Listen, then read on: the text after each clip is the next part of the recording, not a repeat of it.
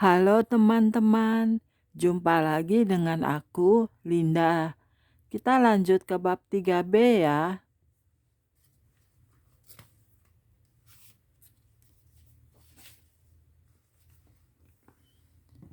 Oke, mari kita mulai. Takaran berlebihan dari Roh Kudus. Tepat sebelum kami masuk ke belakang bangunan itu, saya melihat sesuatu seperti lemari obat. Dan sebagai seorang anak kecil, saya sangat ingin tahu urusan orang lain. Selagi Yesus sedang berbicara dengan seseorang di koridor dalam gudang, saya membuka lemari ini dan melihat ke dalamnya. Saya melihat beberapa botol pil. Saya menjangkau dan mendapat sebuah botol, lalu melihat etiketnya. Tertera tulisan, damai. Saya mengambil lainnya, kemudian yang ketiga. Ini bentuknya unik. Tulisannya berbunyi, takaran berlebihan dari Roh Kudus. Saya berpikir, wah, takaran berlebihan akan membunuh manusia. Tetapi kemudian saya berpikir, ya, Roh Kudus tidak akan membunuhmu, Dia akan mengangkatmu. Jadi tidak ada salahnya untuk berseru kepada Allah untuk mendapatkan takaran berlebihan dari Roh Kudus. Itu tak akan mencelakakan Anda, itu akan selalu membantu Anda. Jadi mintalah pil takaran berlebihan dan ambillah seluruh botol. Ketika Yesus melihat saya memandang botol itu, dia tertawa.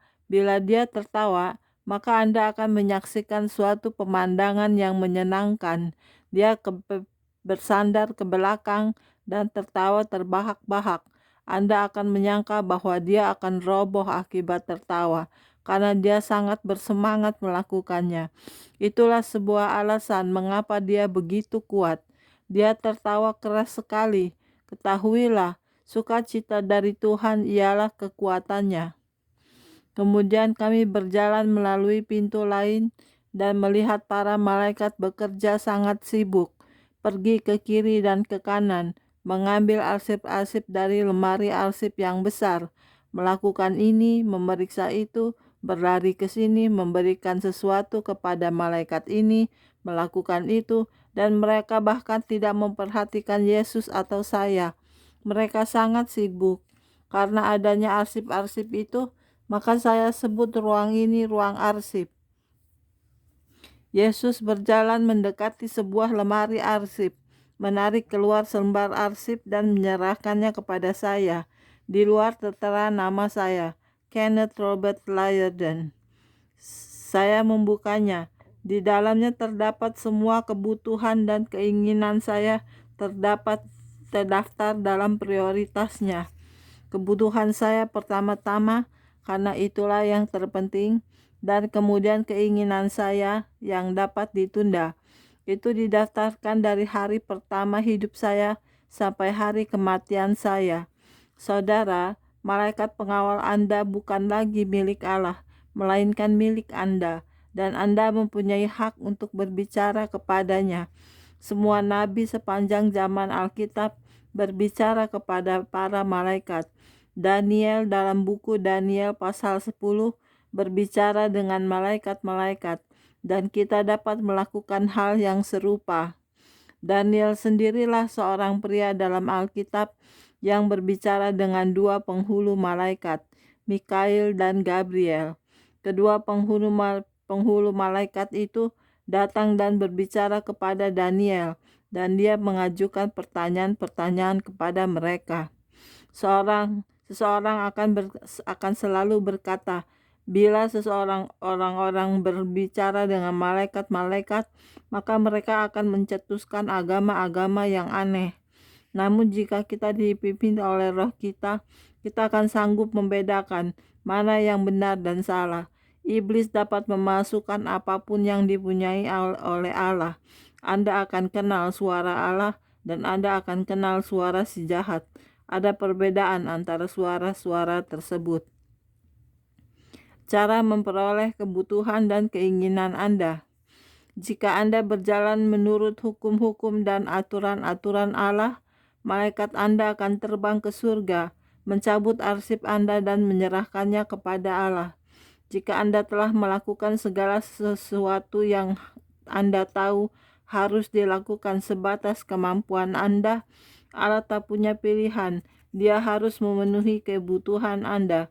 Dia akan melihat arsip Anda, dan malaikat akan berkata, "Dia telah melakukan semua yang dituntut dari dirinya. Dia membutuhkan ini dan ini dan ini. Apakah pendapatmu, Allah?" Tritunggal Allah pun akan mengadakan pertemuan dan berkata, "Kami akan memberikannya kepadanya." Terkadang mereka akan berkata, "Kami bahkan akan memberkatinya dengan hal yang diinginkannya juga." Kemudian malaikat Anda akan kembali ke bumi dengan jawaban, uang, kesembuhan yang diperlukan, atau apapun yang dituntut dalam situasi Anda. Namun, malaikat Anda harus berjuang menembusi tingkat kedua dari surga atau padang gurun untuk kembali ke bumi. Yesus berkata bahwa kita harus mengusir roh-roh jahat ke padang gurun. Inilah tingkat kedua dari surga. Tiada apapun di sana untuk dirasuki oleh roh-roh jahat. Mereka dijejalkan seperti ikan sarden, dan mereka saling berkelahi. Yang menggerakkan malaikat Anda dari bumi ke surga dan kembali lagi ke bumi adalah pengakuan mulut Anda dan kehidupan doa Anda. Itulah sebabnya iblis sangat memerangi gerakan iman dan firman. Para pemimpinnya mengajarkan kita bahwa apa yang keluar dari mulut kita, pengakuan kita, memang demikian keadaannya. Itulah sebabnya doa-doa Anda terkadang tampak tidak terkabul. Malaikat membawa jawaban dari surga ke ambang pintu Anda. Roh Anda hampir menjangkaunya dan berpegang pada hal yang dikatakan Allah menjadi milik Anda, tetapi kemudian Anda kehilangan itu karena Anda mengucapkan sepatah kata yang keliru, memikirkan sebuah pikiran yang keliru, melakukan sesuatu yang Anda tahu bahwa itu salah, atau berhenti berdoa. Lalu malaikat itu harus berbalik dan mengembalikan berkat itu ke surga. Yesus melantik saya untuk pelayanan. Kami berjalan sebentar dalam keadaan hening. Kemudian Yesus berpaling dan memegang kedua tangan saya di dalam tangannya. Tangannya yang lain diletakkannya atas kepala saya sambil berkata, "Robert, aku memanggil engkau untuk suatu pekerjaan besar. Aku melantikmu untuk suatu pekerjaan besar. Engkau harus menjalankannya tidak seperti lainnya. Engkau harus berkhotbah, tidak seperti lainnya, menjadi berbeda dari siapapun. Kesukaran akan datang, tetapi terimalah itu sebagai batu lompatan, bukan sebagai batu sandungan. Pergilah dengan kuasa dan dengan iman. Aku akan ada di sisimu kemanapun engkau pergi. Pergilah, pergilah, dan pergilah, tidak seperti siapapun yang lain. Pergilah dan lakukanlah seperti yang telah kulakukan." Pertama kali Yesus berkata, "Pergilah," urapan dan api mulai mengalir dari Dia ke dalam diri saya. Itu mengalir dari ubun-ubun kepala saya sampai ke telapak kaki saya. Kini, setiap kali saya berbicara tentang Allah, apakah saya hanya berbicara kepada seorang atau 3.000 orang, Dia menyalahkan saya seperti yang Anda baca dalam Ibrani 1 ayat 7. Dia membuat pelayan-pelayannya menjadi nyala api. Saya sesungguhnya berkeringat dan menjadi panas, sementara api dan urapan itu menjulang di dalam diri saya. Saudara, kita harus masuk dalam kawasan api Allah. Itulah api yang membakar semua kejahatan atau sekam dalam hidup Anda dan menjadikan Anda suci dan kudus di hadapan Allah. Ketahuilah, Anda tak dapat berjalan di hadapan tahta Allah dengan dosa dalam hidup saudara. Jika Anda berbuat demikian, maka Anda akan dihanguskan oleh kemuliaan dan api itu. Namun jika Anda membiarkan api Roh Kudus membakar melalui tubuh Anda dan menyucikan Anda, maka Anda akan sanggup berjalan dengan berani di hadapan Allah dengan hati yang bersih dan pikiran yang bersih.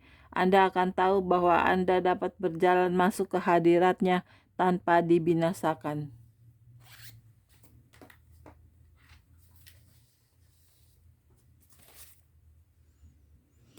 Oke, sekian dulu untuk hari ini videonya ya. Kita lanjut ke video berikutnya. Jangan lupa subscribe ya. Terima kasih. Tuhan berkati kita semua. Amin. Bye-bye.